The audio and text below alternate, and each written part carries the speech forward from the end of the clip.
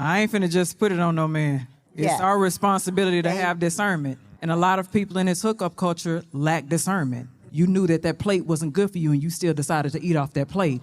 You knew that that relationship previously wasn't good for you and you stayed in that relationship. You knew that friendship wasn't good for you and you stayed in that friendship. There was many times where you could have practiced discernment and you chose not to. Think about the culture right now, y'all.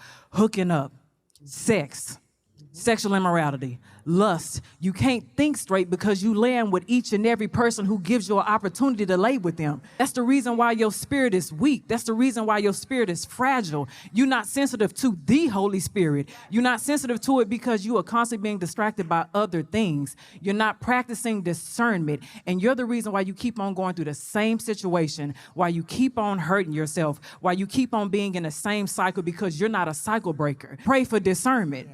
How often are y'all sitting here praying? Burly. Some of y'all are, and some of y'all ain't. And some of y'all are steady asking God, why can't I get the right person? Because I'm sending you the right person, but you can't see it because you don't have discernment.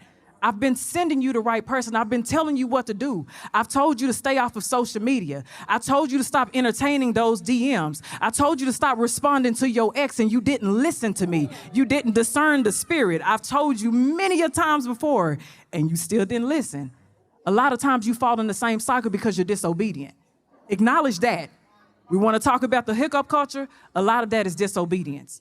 God has tried, like I said earlier, he's tried to give you a way out.